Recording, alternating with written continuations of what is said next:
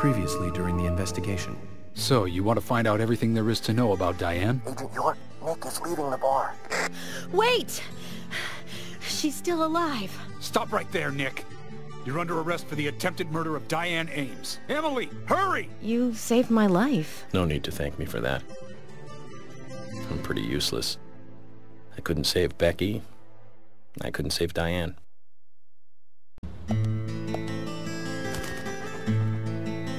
Can there really be documents here that the FBI doesn't even have? What do you think, Zach?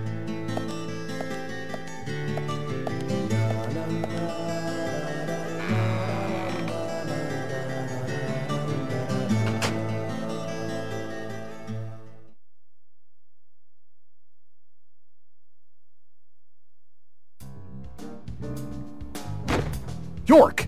I told you! It's nothing more than local folklore. Harry said that he was there.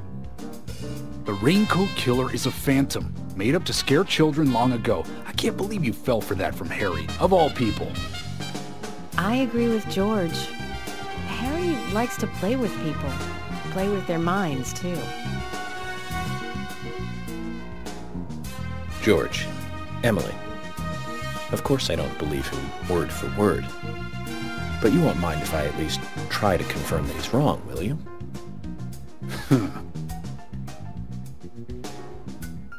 Well then, can you look for the files by yourself?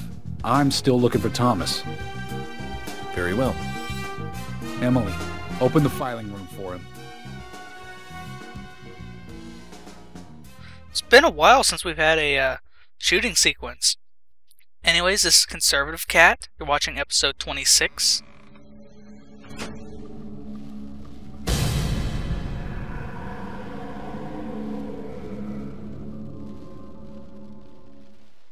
They're here too, Zach.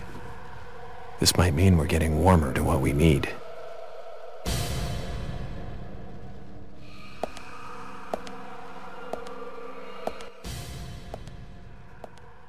I'm sorry, I meant episode 27. Anyways, this is a very short dungeon, so I'm not going to be talking too much. Basically, we are in the police records looking for that alleged mass killing that Harry was talking to us in the previous episode about.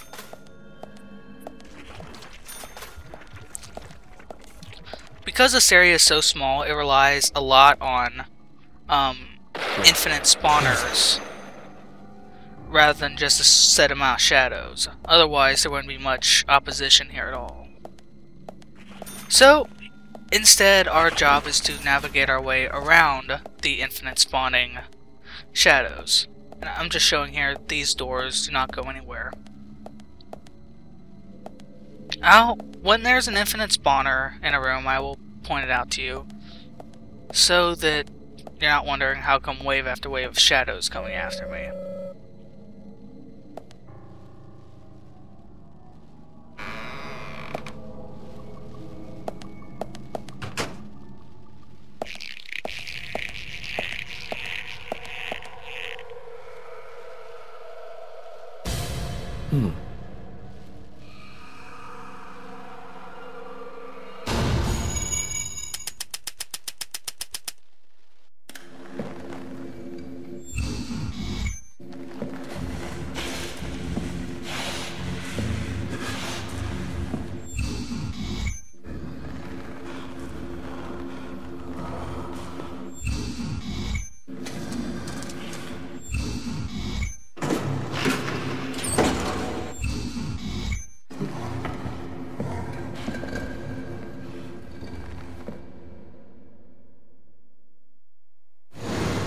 Too much noise. We're still missing a vital piece of the puzzle.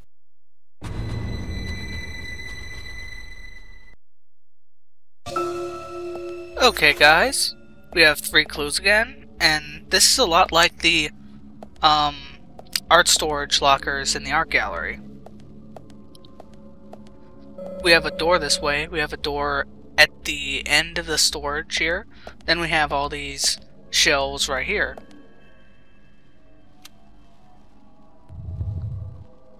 Most of these shelves have nothing in them. Shelves have nothing in them. But there are some that have some decent equipment that we should pick up. There we go. I mentioned last time that I had filled up completely on medkits.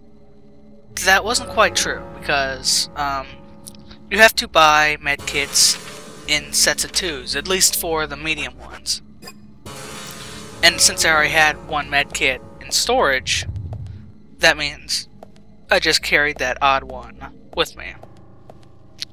Oh, and here's something new. Boom! Weren't expecting that, were ya? Well, neither was I. You can tell when I get surprised because I end up just holding my breath for a very long time. I decided to try out the shotgun. It doesn't work out that well. With a firearm, I'm not sure why I'd want to be this close anyways. The shotgun is primarily a knockback weapon. Its ability to hit multiple targets and knock them back is the primary reason I replaced my infinite ammo SMG with the shotgun. But my old standby is still my 357 Magnum. And my Grecoach, that is coming in surprisingly handy, even though at the very beginning of the game I claimed that melee weapons were not worth using. In fact, I've actually done some research. Melee weapons are some of the most powerful weapons in the game. I mean, obviously they're not as powerful as my infinite ammo Magnum, but they are still worthy of using, provided you're not surrounded. And really, if you're surrounded, it's better to maneuver around some rather than just stand and fight or stand and fire your gun. Let's grab this clue, since we've cleared out the rest of the lockers.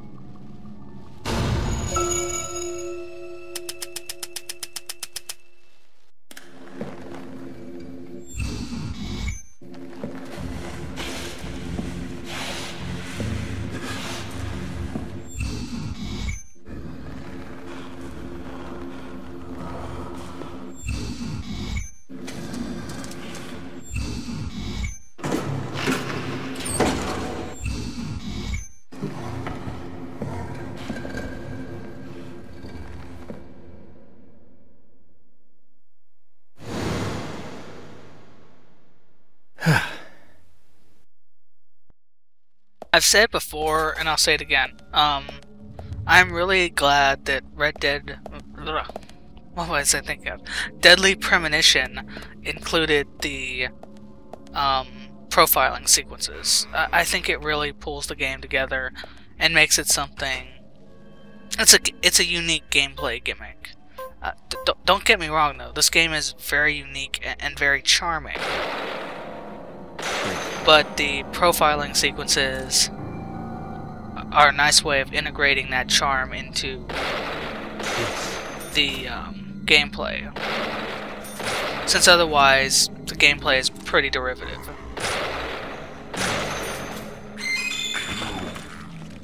I will say that again, sometimes I do put this game down. But I do genuinely like the game. This is one of those fancy infinite spawners that we're going to see quite a few times. I'm pretty sure this is the first one we've run into. Right there in the middle of the door. Right there in the middle of the hallway. Right about where we need to go to progress in the level.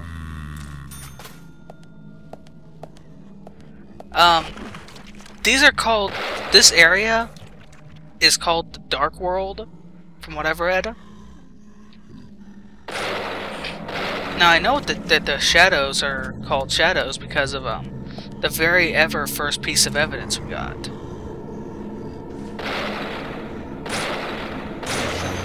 a little fun thing. If you like the profiling sequences, you can. Ugh. I haven't had that happen to me since the prologue. These ridiculous crab-walking zombies. Shadows, sorry. Anyways, you can view the profiling sequences, all the profiling sequences in the game from the menu. If you say want to go back, or if you want to make a compilation video of the profiling sequences.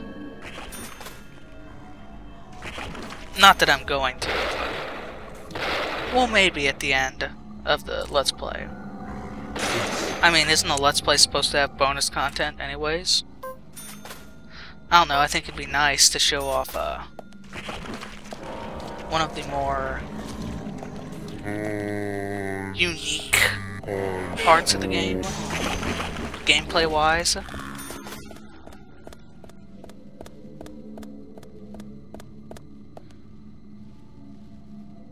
I may also include all the intro sequences. Anyways, this long hallway was a complete red herring. That door will never be open. The only doors that go anywhere are the doors between the infinite spawner right there. But before we continue deeper on, let's go and check out the door that we missed on the other side of the records hall.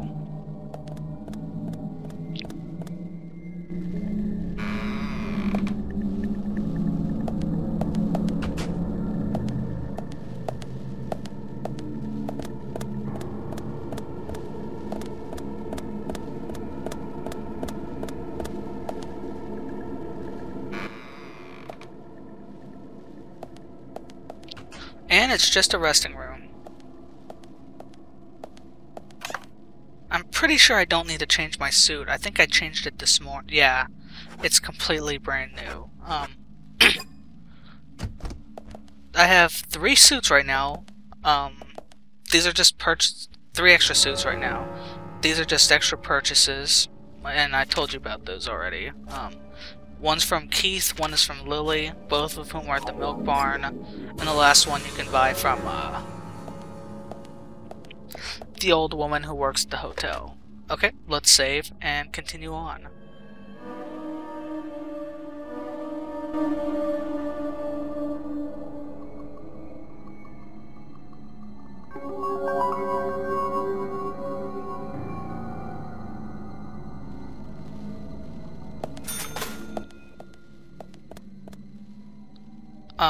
Oh yes, my money. You notice how my money is gone down. To buy, I believe it is a 4 set of small ones. Costs about $2,000, bandages that is. And, to buy 2 medium ones is around $1,300, or maybe they're both around $1,300, I can't remember exactly. But it comes out to a pretty expensive sum, so in a way there is a limit, but you also make hand over fist and you can just replay some missions again to keep getting repaid and repaid and repaid. So, I mean, you lose out on it. The game tries to balance but kind of fails at the same time. This is another room with an infinite spawner. I don't know if you noticed the first time, but when we left the room, the shadow despawned. That's so that we don't get ganked as soon as we enter. It pays just to run past the shadows rather than fighting them in these infinite spawner rooms. I mean, unless you're getting surrounded. Like right now, I would just recommend running to the door on the other end. You can also just wait until they respawn, because they take a couple seconds to respawn, during which time you're free to do whatever you want. There's no infinite spawners in here. However, in exchange we have 3 shadows, one of whom is a melee shadow. With a pretty quick weapon, apparently. Jeez.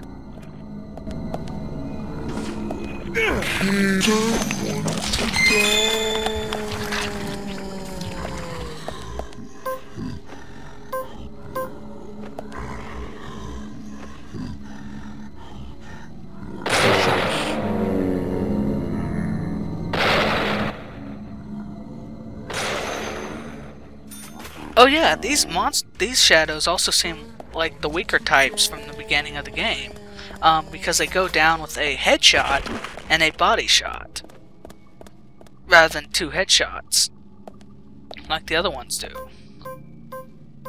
And of course, everything dies with 1 hit from the Grecoach.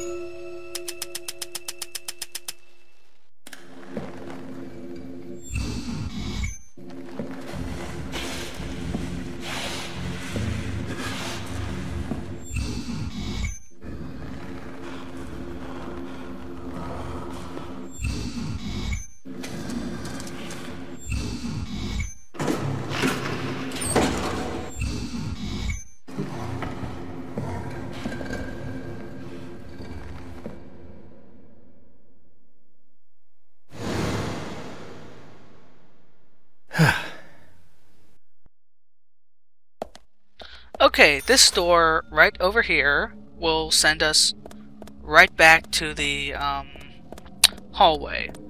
I don't realize this at first, and I ended up running back around just to make sure. Now, Harry roughly corresponds to both the mayor and Ben Horn in Twin Peaks. They're sort of oddball old folks, both him and the mayor. Whereas Ben Horn is also pretty business savvy and morally gray. Well, actually, Ben Horn isn't morally gray, he's just evil at the beginning.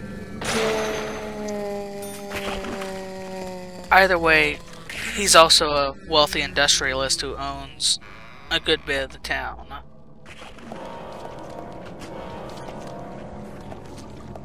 Same as Harry does. But mostly, Harry does not correspond to any other character, aside from basic, aside from just superficial things. But Harry definitely is a character I could see existing in Twin Peaks.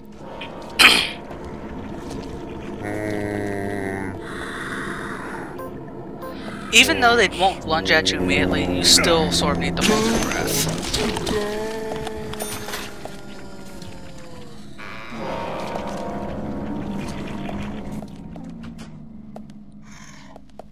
This is a large, wide open area with several shadows. I don't believe any of them are gun shadows. Mostly we have crab walkers and freestanders.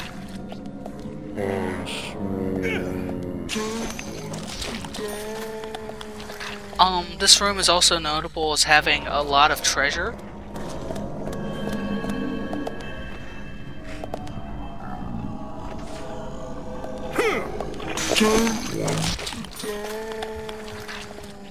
I'm also starting to do pretty good this combat. It might just be a fluke though. Like a lot of the treasure we usually find in this game, since we're using infinite ammo equipment, it's not going to be as helpful for us. I don't think it's necessarily cheating, because it's stuff you can unlock without actually putting in any cheat codes or anything. So it's a legitimate unlockable game, but sometimes I worry if it makes things too easy, because I can just, like, I don't see 357 Magnum ammo that often. Yet with the infinite ammo version, I can just use it pretty liberally. Whereas the ammo, if I wasn't using it... Oh, there is a gun shadow, never mind. If I was using it, would require me to be a bit more discerning about when I toss away a round. And I'd probably be relying on that, we'll just pick this up, we can always use it. I'd probably be relying on the 9mm that more often. The 9mm is a weapon that we can never give up. It always has to be on our inventory because it's our standard issue firearm.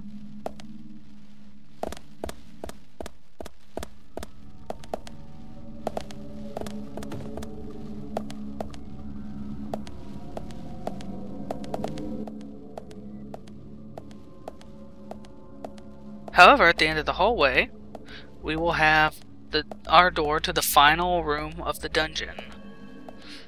That's right, this dungeon has only been about 10-15 minutes long. Well, probably closer to 15, maybe even 20.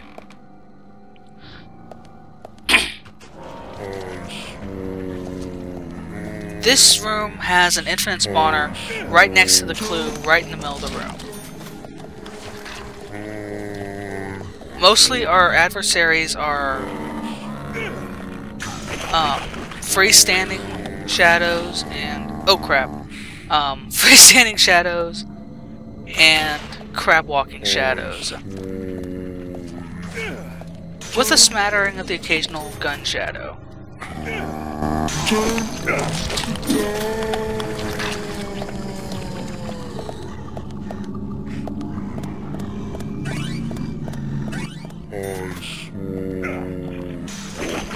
Yeah, there's another gun shadow.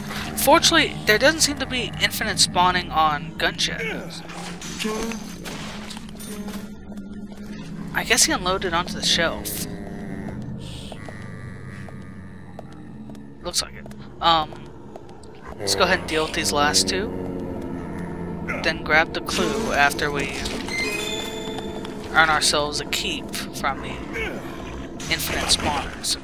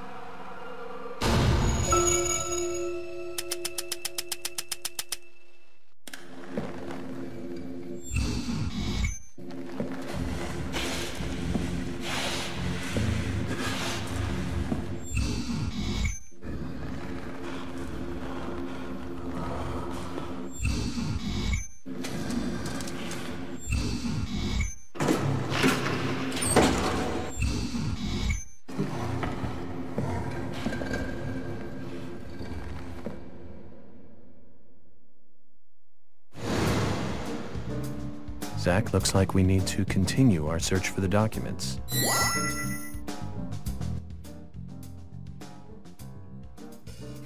So, it seems the Raincoat Killer is an actual person in the real world. Huh. Isn't that interesting? I always thought it was a figment, but... George, I'll get right to the point. It looks like someone else has just removed the documents I'm looking for. Huh? Removed? The cabinet looks like it had been forced open. That's impossible. No one could break into there. No, Emily. There is one person that can access that room at any time. You don't mean Thomas? It's too early to speculate. And profiling is my job, remember? More importantly, Emily, could you get me a coffee? A fresh one if possible. Coffee? At a time like this? Why now? Emily, please. This is very important. Some coffee. And bring some milk on the side.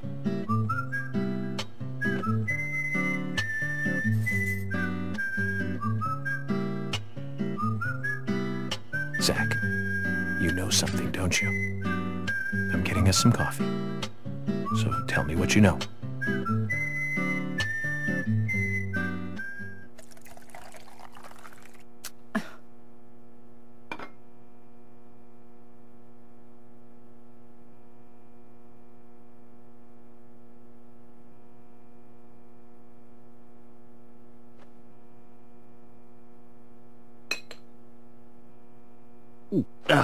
Zach, this is amazing. Even the taste of her coffee is thrilling, to say the least. What? No, nothing. This isn't the cup that Thomas always uses for me, is it? I'm sorry about that too, then. I just used a cup that was nearby. You have a problem with that? A problem? Not at all, my dear Emily. The coffee is perfect. Well, okay, taste aside, this cup certainly is perfect.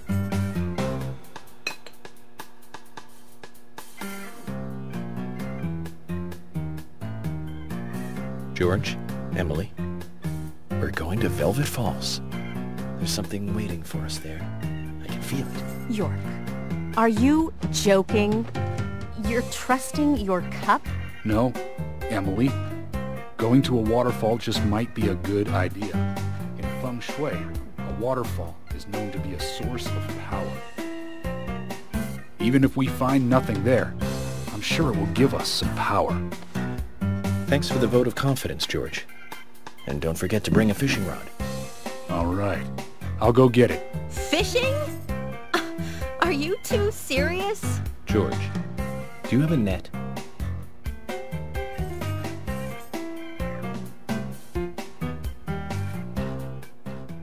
I don't know, I'm starting to kind of like George. That feng shui comment was really pretty fun. Anyways, I'm gonna leave. This isn't the end of the episode, actually. We're gonna press on because the next episode, the next chapter, I should say, is somehow even shorter. So let's hop right into that.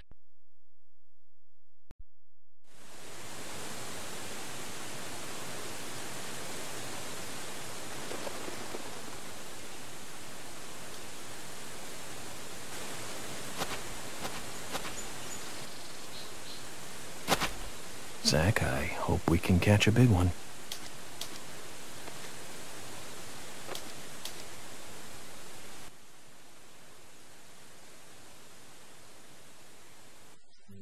Okay, this is the fishing game that I showed you earlier in the LP. Except this time I know actually how to fish, which is good because we're going to need it for this minigame. I just cut out the fails there real quick. So let's head. This is the actual one where I reel in what we need. The controller will rumble, but it's tricking you. You're not supposed to reel in on the rumble. You only reel in when it tells you to. Which should be right about now, yes. When it does, press A, and you will have this come up. Press A about when you want it to land, and then afterwards you can keep hitting A to sort of force it to go to the prize you want, and stop hitting A, and you'll get what you need. Good fishing, Zach. We've caught something to brag about now. In all the history of the FBI, I'm probably the only one who fished out documents thrown into a waterfall. Don't you think so, Zach? I just don't believe it. Files from a waterfall.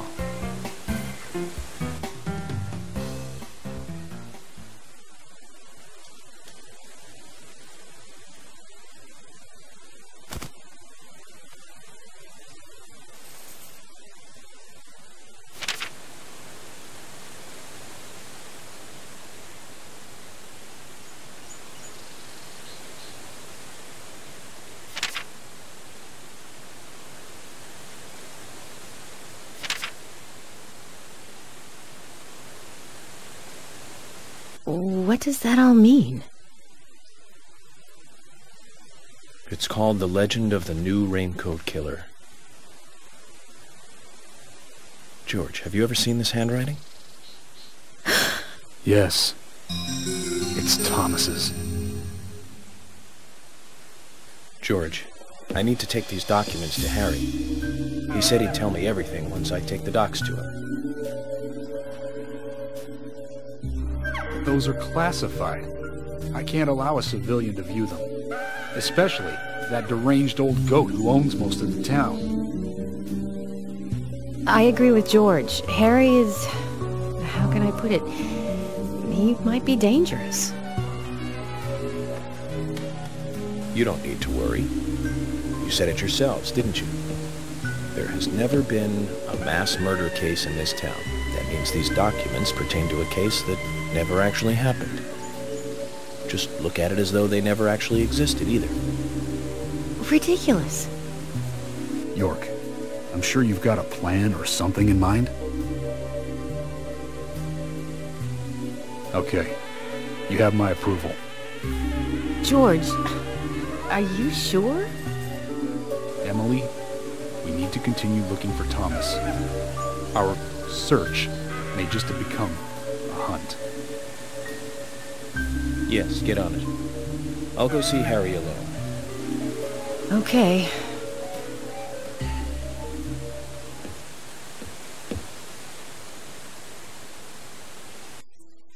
I wouldn't believe it if I hadn't seen it for myself. But Thomas? There's got to be a rational explanation for this.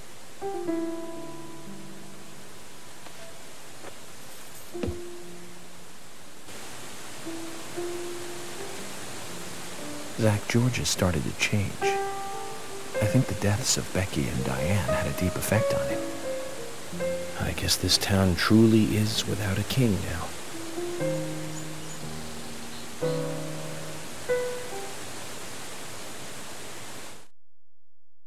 Very intriguing. Anyways, that brings us to the end of episode 27 of our playthrough of Deadly Premonition. Thank you very much for coming with me. Next time, we will go to Harry's mansion and see what the old man has to say. Thank you, and have a good day.